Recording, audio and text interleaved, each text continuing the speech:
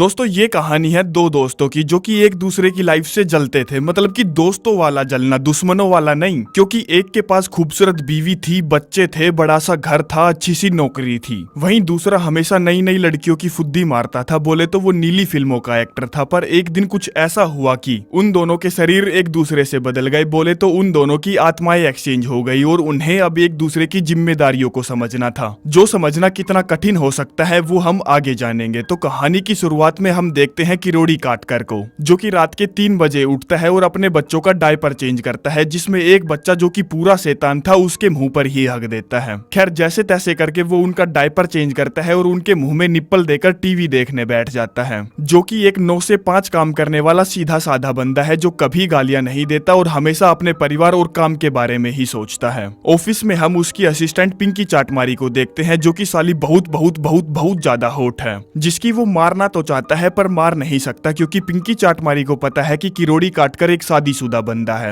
आगे जैसे ही वो अपनी डेस्क पर पहुंचता है तभी उसके इकलौते गांडू दोस्त प्रीतम विद्रोही की उसके पास कॉल आती है, जो कि नीली फिल्मों का एक्टर है और खुले दिल का खुला सांड है और हमेशा बकचोदिया करता रहता है और कोई भी काम ढंग से नहीं करता। जो किरोड़ी काटकर से कहता है, भाई तुझे याद है ना आज शाम के टाइम हमें बेसबॉल मैच देखना है। वो कहता है हाँ हाँ मुझे याद है, मैं चलूंगा। जिसके बाद दोनों शाम को मिलकर बेसबॉल मैच देखने जाते हैं और हमें लग रहा था कि वो किसी स्टेडियम में जाकर मैच देखेंगे, पर नहीं, वो इस दारू के अड्डे पर मैच देखने आए हैं। और जब उनको पीते पीते चढ़ जाती है तो प्रीतम विद्रोही उसे अपनी लोंडियों की फोटो दिखाने लगता है, जिनकी वो दबाकर मारा करता था, जिसमें से एक का नाम टाटियाना था। जिसे देखकर किरोड़ी काटकर कहता है, वाह यार क्या माल है, इसे देखकर तो मुझे अपनी असिस्टेंट पिंकी चाटमारी की याद आ गई। वो यार सचमुच क्या बवाल चीज है, बिल्कुल किसी कैलेंडर गर्ल्स की तरह दिखती है वो। प्रीतम विद्रोही कहता है, बे तू जानता है टाटियाना मुझको हर मंगलवार को देने आती है और मैं उसकी पूरी रात मारता हूँ, जिसमें उसकी मारते मारते मैं इतना थक जाता हूँ कि मेरी नाक से खून तक टपकने लगता है। किरोड़ी काटकर कहता है, यार तेरी लाइफ सही है, मैं भी तेरी तरह माल फूकना चाहता हूँ, ठोकम ठुकाई भसम भसाई करना चाहता हूँ, पर साला मेरी जिंदगी तो बर्बाद हो चुकी है क्योंकि मैंने इतनी जल्दी शादी जो कर ली थी। प्रीतम विद्रोही कहता है, बे साले तूने अपनी जिंदगी बर्बाद नहीं की बल्कि तूने अपनी बना ली। देख तेरी कितनी सुंदर वाइफ है, एक बड़ा सा प्यारा सा घर है और बच्चे हैं, अच्छा फर्नीचर है, और जब तू नौकरी करके घर आता है तो तेरे आसपास तुझे चाहने वाले लोग होते हैं, पर मेरे साथ ऐसा कुछ नहीं है। इसीलिए मैं चाहता हूँ कि मेरी लाइफ बिल्कुल तेरी जैसी हो जाए। किरोड़ी काटकर कहता है, हाँ भाई मैं भी चाहता हूँ कि मेरी लाइफ तेरी जैसी हो जाए, जिसमें मैं छोरियों की खूब बजाऊं और मस्त होकर अपनी जिंदगी जीऊं। अब उन्होंने बियर पी रखी थी तो उन्हें जोर की सुसु लगी थी, जिसमें वो इस फाउंटेन में जाकर ही अपनी धार मारते हैं और एक दूसरे से कहते हैं, मुझे तुझसे जलन होती है, काश मेरी जिंदगी तेरे जैसी होती। जो बोलते ही पूरे शहर की लाइट कट हो जाती है और वो दोनों अपनी टंकी खाली करके अपने घर की तरफ रवाना हो जाते हैं। आगे जैसे ही सुबह होती है और बच्चों के रोने की आवाज आती है तो किरोड़ी काटकर, जो कभी गाली नहीं देता था, कभी बदतमीजी से बात नहीं करता था, कहता है, बहन के लंडन बच्चों को चुप कराओ और मुझे मेरा गांजा चाहिए, मेरा गांजा कहाँ है। और जैसे ही वो अपनी वाइफ को देखता है तो उसकी फटके हाथ में आ जाती है। कहता है, बहन की लोड़ी तुम यहाँ क्या कर रही हो और मैं तुम्हारे बेड पर तुम्हारे साथ क्या कर रहा था, कल क्या मैंने तुम्हारी नशे में मार ली। और जाकर शीशे में अपनी शक्ल देखता है, जो देखकर उसकी गाइंड फटकर ब्रह्मांड बन जाती है कि उसके साथ ये साला क्या हो गया। जिस पर वो फटाफट अपने मित्र प्रीतम विद्रोही से मिलने जाता है, जहां वो दोनों पहले तो एक दूसरे को अच्छे से कूटते हैं और फिर अपने आप को शीशे में देखते हैं। तो दोस्तों हुआ कुछ यूं कि प्रीतम विद्रोही की आत्मा किरोड़ी काटकर में चली गई और किरोड़ी काटकर की आत्मा प्रीतम विद्रोही में। जो सब हुआ था उस फाउंटेन की वजह से, जिसमें उन्होंने रात को सुसु की थी और विश मांगी थी कि उन दोनों की जिंदगी एक दूसरे की जैसी हो जाए। जो बात उन्हें समझ में आ जाती है तो वो फटाफट कार में बैठकर उस फाउंटेन तक पहुंचते हैं, पर उनकी किस्मत गधे के चितकबरी लोड़े से लिखी गई थी, इसीलिए उन्हें वहां वो फाउंटेन नहीं मिलता जिस पर किरोड़ी काटकर, जिसके अंदर प्रीतम विद्रोही की आत्मा आ गई थी, सरकारी दल्ले से पूछता है, बहन के लंड वो फाउंटेन कहाँ चला गया जो यहाँ कल रात को था। वो कहता है, मुझे नहीं पता, मैं तो यहाँ सिर्फ मिट्टी उठाने आया हूँ, जाकर डिस्ट्रिक्ट मैनेजर से पूछो। जिस पर वो फटाफट डिस्ट्रिक्ट मैनेजर के ऑफिस पहुंचते हैं, जहाँ उन्हें ये बुढ़िया बताती है कि इस कंप्यूटर में फाउंटेन के बारे में कोई जानकारी नहीं है। जो सुनते ही किरोड़ी काटकर गुस्से में आ जाता है, कहता है, बहन के लोड़ो, हमारे टैक्स के पैसों से तुम यहाँ बैठे बैठे अपनी गाइंड गरम कर रहे हो, कुछ काम भी कर लिया करो। जिसके बाद वो दोनों अपना रंडी रोना लेकर डिस्ट्रिक्ट ऑफिस के बाहर निकलते हैं, जहाँ उन्हें याद आता है कि आज उन दोनों की लाइफ का एक बहुत बड़ा काम होना है, जिसमें प्रीतम विद्रोही की आज शूटिंग का पहला दिन था और किरोड़ी काटकर की आज एक बहुत बड़ी मीटिंग होने वाली थी। जो मीटिंग अगर सक्सेसफुल रही तो वो अपनी कंपनी का पार्टनर बन जाएगा, पर अब वो दोनों कर भी क्या सकते थे क्योंकि किस्मत ने उनकी खड़े खड़े जो गांड मार ली थी। प्रीतम विद्रोही किरोड़ी काटकर से कहता है, देख भाई तू मीटिंग में कोई भी गड़बड़ मत करना, तेरे से जितना पूछा जाए बस उतना ही जवाब देना और मेरी फाइल उन्हें दे देना, पूरा काम अपने आप हो जाएगा। और रही बात तेरी शूटिंग की तो वो मैं बड़ी ही आसानी से संभाल लूंगा क्योंकि तू कोई बड़ा एक्टर नहीं है।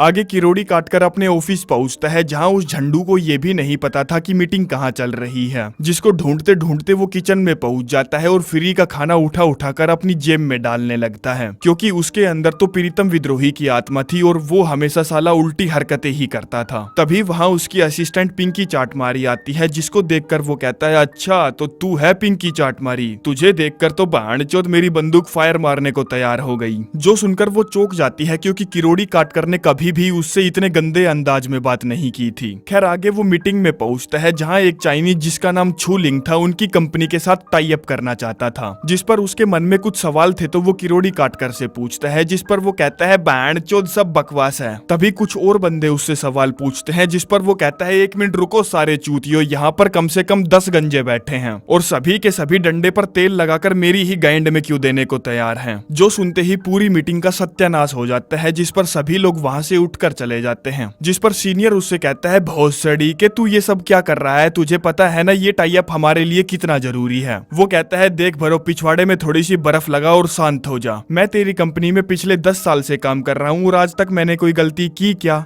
नहीं ना, ये सब मेरा एक सोचा समझा प्लान था। सीनियर कहता है, चल ठीक है मैं समझ गया तेरी बात, पर तू अगली बार से ढंग में रहियो। वहीं दूसरी तरफ प्रीतम विद्रोही शूटिंग पर पहुंचता है जहां उसे पता चलता है कि यहाँ लोड़ा शूटिंग होने वाली है। अब वो ठहरा एक पत्नी वर्ता आदमी, इसीलिए वो इस मूवी में एक्टिंग करने से साफ मना कर देता है, लेकिन डायरेक्टर उसकी कहाँ सुनने वाला था, जिसमें वो उससे कहता है, भोसड़ी के बस शांत हो जा और अपनी मोमबत्ती पर तेल लगाकर अंदर डाल दे, बाकी का सारा काम ये पॉर्न स्टार अपने आप कर लेगी। और जब वो उसके पिछवाड़े में अपनी मोमबत्ती डालता है तो डायरेक्टर उससे कहता है, उसकी गाइंड के छेद में अपना अंगूठा डाल और उसे 360 पर घुमा दे। जो करने से प्रीतम विद्रोही साफ साफ मना कर देता है, कहता है तुम्हारे कहने पर मैंने अपनी मोमबत्ती डाल दी पर मैं अब अपना अंगूठा नहीं डालूंगा। डायरेक्टर कहता है, सुन भांड के लंड भांड चोद, तुझे पता है मैं अब तक कितने खून कर चुका हूँ, तुझे मरना नहीं है ना तो चुपचाप उसकी गाइंड में अंगूठा डाल। जो सब उसे ना चाहते हुए भी करना पड़ता है क्योंकि ये अब उसकी मजबूरी जो बन गई थी। आगे रात के समय वो दोनों दोस्त एक अड्डे पर मिलते हैं और एक दूसरे के सामने अपना दुखड़ा रोते हैं कि कैसे उन दोनों ने एक दूसरे के काम की बसंती चोद दी। जो सब उनसे और नहीं हो रहा था, इसीलिए प्रीतम विद्रोही कहता है, मैं अपनी वाइफ खाज खुजली को सब कुछ बता दूंगा कि हम दोनों के शरीर एक दूसरे के साथ बदल गए हैं। जो बताने के लिए वो फटाफट किरोड़ी काट करके घर पहुंचते हैं और खाज खुजली को सब कुछ बताने की कोशिश करते हैं। प्रीतम विद्रोही कहता है, मैं तुम्हारा हस्बैंड हूँ और अगर तुम्हें मुझ पर यकीन नहीं है तो तुम मुझसे कुछ ऐसा पूछो जो किसी और को ना पता हो। जिस पर खाज खुजली उससे पूछती है, अच्छा तो तू ये बता हमारी एनिवर्सरी कब की है? वो कहता है 15 अप्रैल की, जो कि सरासर गलत जवाब था क्योंकि वो 17 अप्रैल की थी। प्रीतम विद्रोही कहता है, अच्छा ठीक है मुझसे गलती हो गई, मैं साबित कर सकता हूँ कि मैं तुम्हारा हस्बैंड हूँ क्योंकि मुझे एक ऐसी बात पता है जो बस हम दोनों के बीच ही थी। जैसे आज से 3 साल पहले अपने लिए तुम एक वाइब्रेटर लाई थी जिसको तुम बाथरूम में लेकर गई थी और वो शॉर्ट सर्किट हो गया था, जिस वजह से तुमको एक जोर का झटका हाई जोरों से लगा था और तुम्हारी बिल्ली पर एक निशान भी बन गया था जो आज भी है।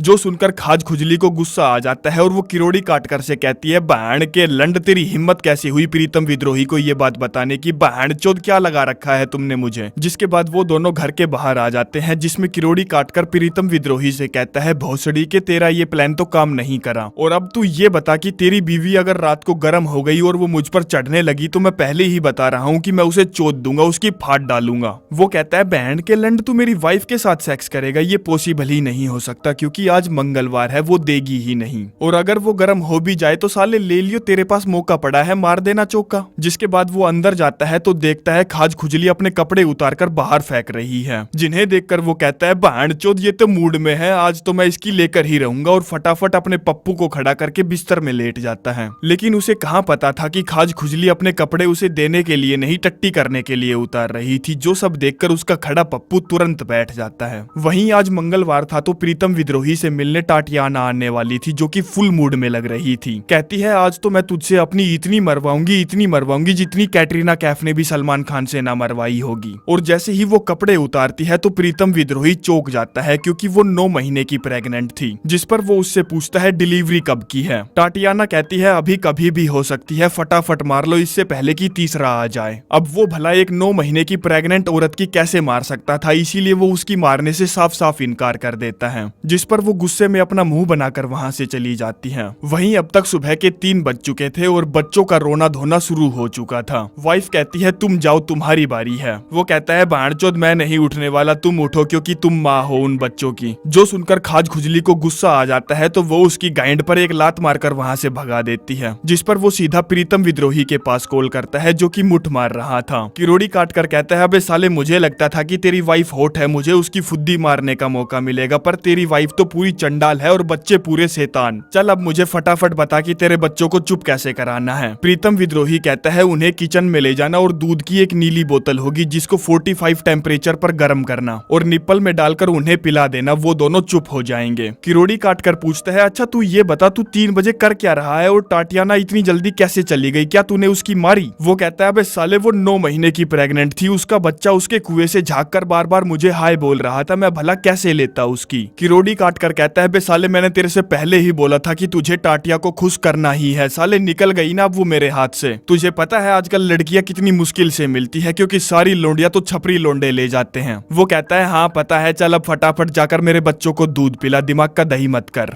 जिसमें वो बच्चों को दूध पिलाने की बजाय उन्हें दूध से नहला देता है कि लो पी लो दूध। अगले दिन प्रीतम विद्रोही किरोड़ी काटकर से मिलने उसके ऑफिस जाता है, उसे ये समझाने की उसे कैसे कैसे अपनी जिम्मेदारियों को समझना है। जिन बातों को वो सीरियसली नहीं लेता तो वो उससे कहता है बे साले तूने अपने जीवन में आज तक कोई भी काम पूरा किया है क्या? तू साले धरती पर बोझ है और भाईचारे के नाते भाई मेरी जिम्मेदारियों को थोड़ा तरीके से निभा ले, वरना मेरी 15 सालों की मेहनत खराब हो जाएगी। तभी वहाँ पिंकी चाटमारी आती है जो काटकर से कहती है अगले 2 दिनों में लिंग छू के साथ हमारी एक और मीटिंग होने वाली है, जिसकी फाइल शाम तक तुम्हें टेबल पर मिल जाएगी। वो कहता है अच्छा ये बता तू कब मेरी टेबल पर आएगी? प्रीतम विद्रोही कहता है भौसड़ी के, इसे सेक्सुअल हरासमेंट कहते हैं, मरवाएगा क्या मुझे, नौकरी से निकलवाएगा क्या? वो कहता है मेरे दिमाग में एक आइडिया आया है, क्यों ना तू पिंकी चाटमारी के साथ डिनर पर जाए और मन करे तो उसे अपने घर भी ले जाना। तो फाइनल करते हैं शनिवार की रात 8:30 बजे। जो सब वो उसके लिए नहीं अपने लिए दाल पका रहा था, क्योंकि एक ना एक दिन वो उस शरीर से निकलकर अपने शरीर में पहुंच ही जाएगा। जिसके बाद हम देखते हैं अगले दिन से किरोड़ी काटकर बोले तो प्रीतम विद्रोही अपने दोस्त की पूरी शिद्दत से मदद करने का फैसला करता है, उसे ये दिखाने के लिए कि वो नालायक गांडू गवार नहीं है, वो भी काबिलियत रखता है। जिसमें वो अपनी पारिवारिक जिम्मेदारी के हिसाब से सारे काम करता है और ऑफिस पहुंचता है, जहां मन लगाकर पढ़ाई करता है और मीटिंग की तैयारी करता है। आगे एक रात जब खाज खुजली मूड में थी और किरोड़ी काटकर को अपनी देना चाहती थी तो वो उसकी लेने से साफ साफ मना कर देता है, क्योंकि वो अपनी दोस्त की बीवी को पेलकर उसके साथ धोखा नहीं करना चाहता था। वहीं दूसरी तरफ किरोड़ी काटकर प्रीतम विद्रोही के शरीर में अपनी जिंदगी के जी से ले रहा था, जिसमें वो बेसबॉल खेलता है, नई नई जगह घूमता है, मस्त खाना खाता है और जो मजे उसे शादी के बाद लेने चाहिए थे वो सारे मजे लेता है। आगे शनिवार की रात आ जाती है और पिंकी चाटमारी उससे मिलने आती है, जो कि भांचोद गजब की बम्ब लग रही थी। वो दोनों अपनी टेबल पर बैठते हैं, जहां चाटमारी उससे कहती है देख ये कोई डेट नहीं है और ना ही मुझे तुझमें कोई इंटरेस्ट है, मैं सिर्फ यहाँ इसलिए आई हूँ क्योंकि मेरे बॉस ने तुम्हारे साथ आने को बोला था और मुझे अपनी नौकरी बहुत प्यारी है। वो कहता है अच्छा ठीक है फिर तो मुझे यहाँ से चलना चाहिए। चाटमारी कहती है रुक जा, मैं अच्छे से तैयार होकर आई हूँ, कम से कम एक ड्रिंक तो पी ही सकते हैं। और उससे पूछती है तुम किरोड़ी काटकर को कब से जानते हो? वो कहता है हम 6ठी क्लास से दोस्त हैं और वो एक बहुत अच्छा इंसान है और जिस हिसाब से उसने आज तुमसे बात की मैं यकीन से कह सकता हूँ कि पहले कभी नहीं की होगी। चाटमारी कहती है हाँ मुझे बुरा तो लगा था पर मुझे वो सब पसंद है, वो भी सिर्फ काम के बाद। और उससे पूछती है तुम बताओ तुम क्या करते हो? वो कहता है मैं नीली फिल्मों का एक्टर हूँ। जो सुनकर उसको जरा भी बुरा नहीं लगता बल्कि वो उससे इम्प्रेस हो जाती है। जिसके बाद वो दोनों ठूस ठूस कर बहुत सारा खाना और शराब पीते हैं और दोनों एक दूसरे से बात करते हुए पैदल ही घर की तरफ निकल पड़ते हैं। जहाँ ये खामोशी का माहौल देखकर ऐसा लग रहा था कि चाटमारी उसे चूस डालेगी, पर वैसा नहीं होता। जिसमें वो उसे बाय बोलकर जाने लगती है और उससे पूछती है क्या तुम मुझे कॉल करोगे? वो कहता है हाँ बिल्कुल क्यों नहीं। जिसके बाद अगले दिन डिस्ट्रिक्ट ऑफिस से प्रीतम विद्रोही के पास कॉल आती है कि उन्हें फाउंटेन मिल गया है। जो खबर लेकर वो फटाफट काटकर के पास पहुंचता है, जहां उसे चाटमारी मिलती है, जो उससे कहती है कल हम बेसबॉल मैच देखने जा रहे हैं और तुम्हें आना है नो एक्सक्यूज। जिसके बाद वो किरोड़ी काटकर को बताता है कि सरकारी दलों ने फाउंटेन को ढूंढ लिया है, जो जानकर उन दोनों को झाट भर भी खुशी नहीं हो रही थी, क्योंकि वो दोनों एक दूसरे की जिंदगी बहुत अच्छे से जी रहे थे। जिस पर किरोड़ी काटकर कहता है हमें एक दिन रुक जाना चाहिए, क्योंकि मैंने उस मीटिंग के लिए बहुत तैयारी की है और मैं ये साबित करना चाहता हूँ कि मैं कीड़ा मकोड़ा नहीं हूँ और मैं हर काम को अधूरा नहीं छोड़ता। जो सुनकर प्रीतम विद्रोही कहता है ठीक है कोई बात नहीं, हमें मूतना ही तो है, हम कभी भी जाकर मूत लेंगे। और कहता है अगर कल मीटिंग में वो $700 मिलियन से ऊपर ऑफर करे तो उस ऑफर को रिजेक्ट मत करना। अगले दिन हम देखते हैं प्रीतम विद्रोही चाटमारी के साथ बेसबॉल मैच देख रहा है, जिसे वो खूब इंजॉय करते हैं। वहीं दूसरी तरफ मीटिंग के लिए सारे बोर्ड मेंबर आ जाते हैं, जहां चाइनीज लिंग छू की असिस्टेंट उन्हें टाई अप के लिए $625 मिलियन ऑफर करती है। जिस पर किरोड़ी काटकर अपनी कंपनी के ओनर से कहता है सर हमें ये सौदा मंजूर नहीं करना है, क्योंकि ये साले चाइनीज उस औरत की तरह है जो दुकान पर चप्पल खरीदने गई है और 1000 की चप्पल के वो 750 दाम बोल रही है, जो बोलने के बाद भी वो वहाँ से गई नहीं है बल्कि खड़ी खड़ी मोल भाव कर रही है। सर आपको थोड़ा सा एटीट्यूड दिखाने की जरूरत है और वो औरत चप्पल जरूर खरीदेगी, क्योंकि अगर उसे चप्पल खरीदनी नहीं होती तो वो अब तक वहाँ खड़ी नहीं रहती। वैसे ही इन चाइनीजों को अगर हमारे साथ टाई अप नहीं करना होता तो वो हमारे साथ दूसरी तीसरी मीटिंग नहीं कर रहे होते। काटकर का बॉस पूछता है तो तुम ही बताओ हमें उनसे कितने पैसे और मांगने चाहिए। वो कहता है सर $100 मिलियन और, क्योंकि अगर आज आपने कम पैसे मांगे तो वो आपको कभी भी बड़ा आदमी नहीं समझेंगे। जो बात बॉस के दिमाग में बैठ जाती है तो वो लिंग छू की असिस्टेंट से कहता है हमें $100 मिलियन और चाहिए, अगर तुम्हें ये ऑफर मंजूर है तो ठीक है वरना हम जा रहे हैं। जो बोलकर वो वहाँ से जाने लगते हैं और जब वो अपनी कार में बैठकर वहाँ से निकलने वाले ही थे तभी असिस्टेंट दौड़ती हुई आती है, कहती है मिस्टर छूलिंग $725 मिलियन के लिए मान गए हैं, डील फाइनल हो गई है। जो सुनते ही सभी लोग खुशी से उछल पड़ते हैं, क्योंकि उन्होंने इतनी बड़ी डील क्रैक जो कर ली थी, जिसका सारा श्रेय किरोड़ी काटकर को जाता है, जिसमें वो उसे अपना बिजनेस पार्टनर बनाना चाहते हैं। जिसके लिए वो शाम को एक पार्टी रखते हैं जहां कंपनी के सारे कामयाब लोग मौजूद थे, जिन्हें स्पीकर बता रहा था कि किरोड़ी काटकर में क्या क्या खूबी है, उनकी कंपनी के लिए वो कितना महत्व रखता है, फलाना ढिमका वगैरह वगैरह। वहीं दूसरी तरफ प्रीतम विद्रोही पिंकी चाटमारी को लेकर अपने अड्डे पर पहुंचता है, जहां वो दोनों दे लपालप दे सटासट करने की तैयारी कर रहे थे। तभी विद्रोही उसकी लेने का विरोध करता है, क्योंकि उसकी शादी एक खूबसूरत औरत से हुई थी और वो ऐसे ही इधर उधर मुंह काला करके अपना धर्म भ्रष्ट नहीं करना चाहता था। जिसमें वो फटाफट वहां से निकलकर किरोड़ी काटकर की पार्टी में पहुंचता है, जहां पहुंचते ही वो सीधा अपनी वाइफ को किस करता है, जिसका किस करने का अंदाज वो पहचान जाती है कि ऐसे तो उसे सिर्फ उसका हस्बैंड किरोड़ी काटकर ही किस करता है। जिससे वो समझ जाती है कि वो दोनों उससे उस समय सच बोल रहे थे कि उन दोनों का शरीर आपस में बदली हो गया है। जिसके बाद वो दोनों फटाफट उस फाउंटेन में मूतकर अपनी जिंदगी की लगाम अपने हाथों में लेने के लिए निकल पड़ते हैं। जो फाउंटेन एक मॉल में था, जहां पूरा का पूरा शहर मौजूद था, पर उन दोनों को किसकी पड़ी थी, जिसमें वो दोनों बेशरम सबके सामने अपना घोड़ा निकालकर वहीं मूतने लगते हैं, जो देखकर सभी लोग उनकी फोटोज और वीडियोज उतार रहे थे। जिस पर वो बहुत जोर जोर से चिल्लाकर बोलते हैं बाहर के लंड, मेरा चैन, मेरा दर्द, मेरी नींद मुझे लौटा दो।